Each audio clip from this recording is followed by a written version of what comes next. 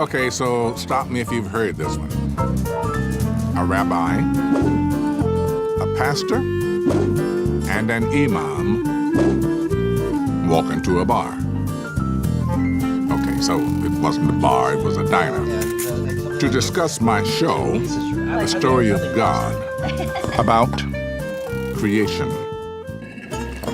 So the rabbi says, there's this beautiful story in Judaism where Adam is going through his first day. He's only been with Eve and he's only seen the sun. And then the sun sets and the sun rises again. And Adam realizes that this is the natural order of things, that the creation happens each and every day. Wow. Islam, Judaism, Christianity, we all share a lot of similarities in the creation story. Right. But we also believe in an additional source of authority in Revelation, which is the Quran. And one point of difference is that, yes, God created the heavens and the earth in 6 periods, but he did not rest on the 7th day. He's intimately involved in the continuing unfolding of all that is. Ours is a little different.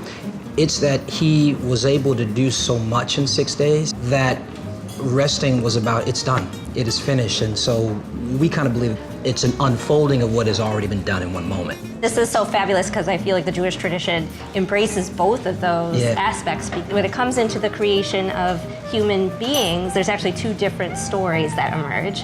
One is the story that we know where Adam is drawn up from the earth and the rib is taken, and that's what makes Eve. And the other is that man and woman are created together. I relate to that story to imagine that all people are created equal.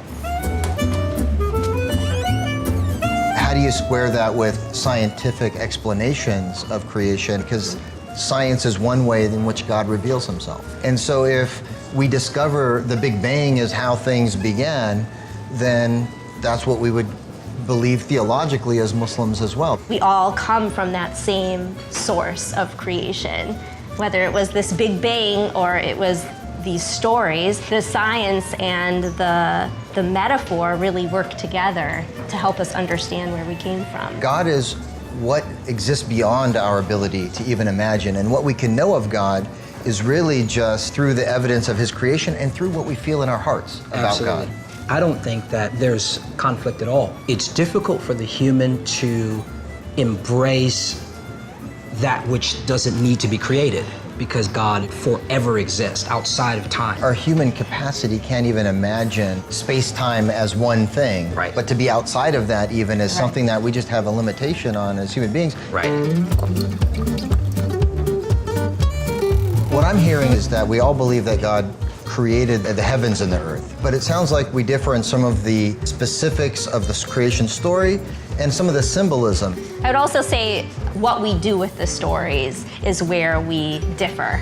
Absolutely. It's just these literal things that we focus on, like an apple, you know, and no one even said anything about that. So sometimes we get caught up in the details as opposed to maybe looking at the heart of that story. How come none of us celebrate Adam and Eve and being in the garden? Was it because they got kicked out? I mean, that's a good question. Maybe we should. There's a stigma on, you know, Adam and Eve did this wrong, and if I were there, I would have done the same thing. So if we were to celebrate Adam, it might look something like reconnecting with the earth and being environmentally conscious. Maybe something like Earth Day.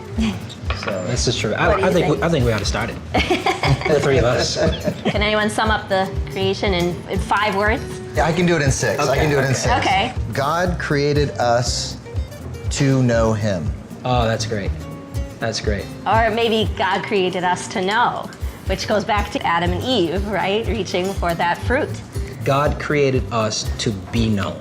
Ooh. I stole half of yours and some of yours. Share, collaborate.